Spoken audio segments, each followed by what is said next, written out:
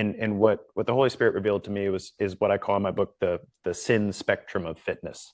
On one side we have gluttony and we have sloth. This is like neglect. This is I'm eating garbage I know it's not good for me. I've made a god out of food. Yes. Or sloth, I've made a god out of comfortability. I won't push myself. I won't get uncomfortable. I don't like it, right? That's that side. And on the other side is envy and vanity. This is the pride side of fitness, and those are part of the seven deadly. Yeah, no, I was like, hey, I recognize these things. Yeah, and most people do, although they're categorizations of things that are biblical. The Bible doesn't actually talk about seven deadly sins, but the question in fitness is, how do I take vanity and envy? How do I take gluttony and sloth? How do I take those things out of fitness? And in the middle road, the narrow way, if you will, is stewardship. I say, hey, God gave me this body. I don't know how long I'm going to be responsible for making this thing function well, but I'm going to steward it well. I'm going to make the most out of the body he's given me. And maybe he didn't give me the genes to look like a Greek god every time I do, clean and jerks or whatever.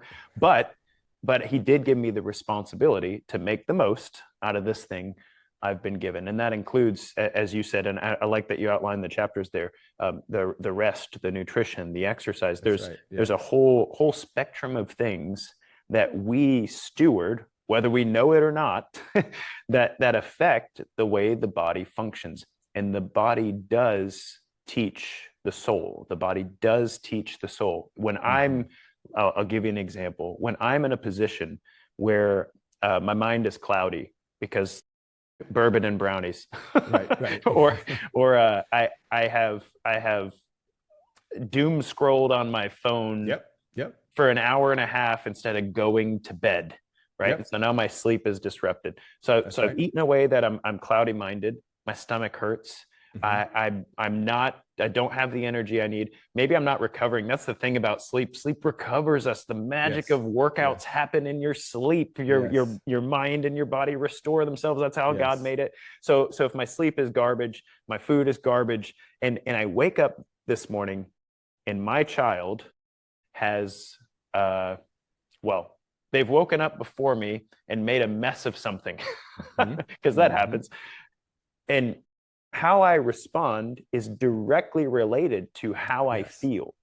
It's directly related. And you can talk about mindset and intentionality and being spirit-filled and all that all you want, but your body can easily become an impediment to being a vessel of God's goodness and love in your own household.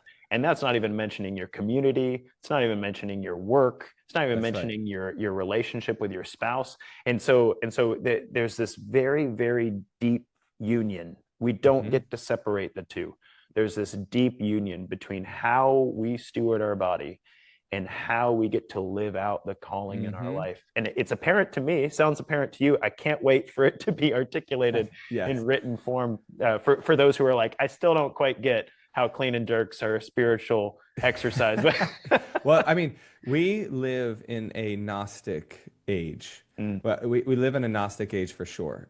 So this stuff is not going to be as clear to us as it should be, which is why I wanted to write about it. Because a lot of the feedback I got from Habits of the Household was, it's so helpful when you break things down into categories and just make it simple and practical. And that is like entirely what this book is. It's just looking at the simple, practical stuff. But this theological category, Alex, I think honestly is so helpful to people.